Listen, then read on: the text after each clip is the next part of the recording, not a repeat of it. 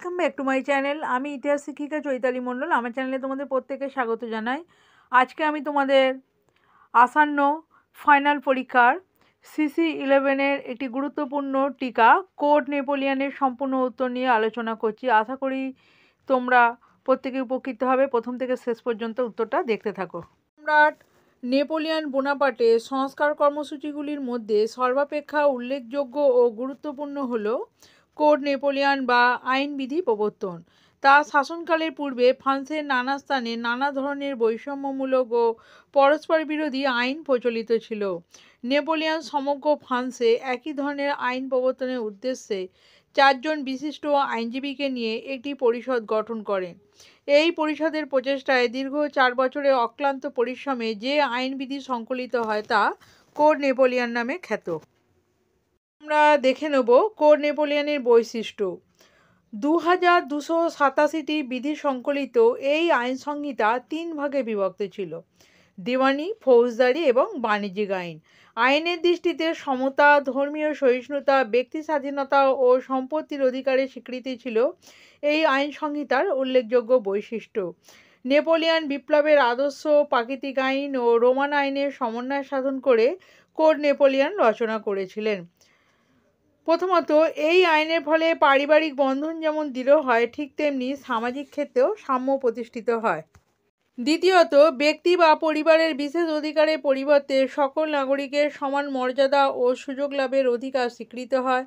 তৃতীয়ত, বংশকৌলীনের পরিবর্তে যোগ্যতার ভিত্তিতে চাকরি প্রদানকে গুরুত্ব দেওয়া হয়।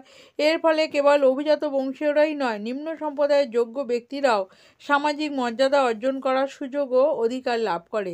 চতুর্থত, বিপ্লবের ফলে সামন্তপ্রথা লোপ করে যে নতুন ভূমি বন্দোবস্ত চালু করা হয়, কোড নেপোলিয়ন তাকে স্বীকৃতি দেওয়া হলে সামন্তপ্রথার অস্তিত্ব চিরতরে বিলুপ্ত হয়। এবার আমরা দেখে নেব কোড নেপোলিয়নের গুরুত্ব। 1 নম্বর দেখো, একই আইন প্রবর্তন। কোড নেপোলিয়ন সমগ্র ফ্রান্সে একই ধরনের আইন ব্যবস্থা চালু করে, ফলে ফরাসি প্রশাসন একটি সুবিন্যস্ত রূপ লাভ করে। 2 নম্বর দেখো, বিপ্লবের আদর্শকে রক্ষা।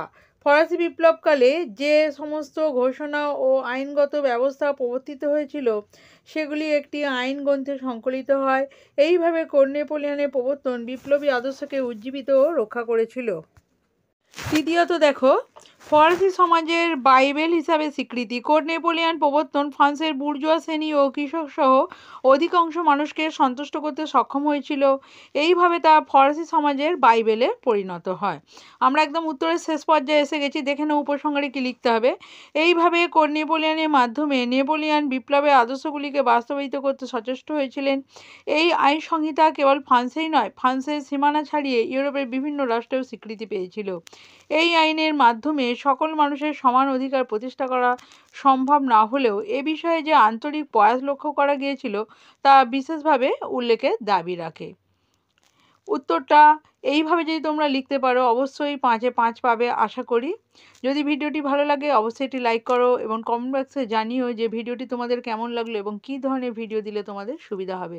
যদি চ্যানেলে নতুন হয়ে থাকো, এই ধরনের গুরুত্বপূর্ণ ভিডিও সবার আগে পেতে অবশ্যই চ্যানেলটা সাবস্ক্রাইব করে রাখো। ধন্যবাদ।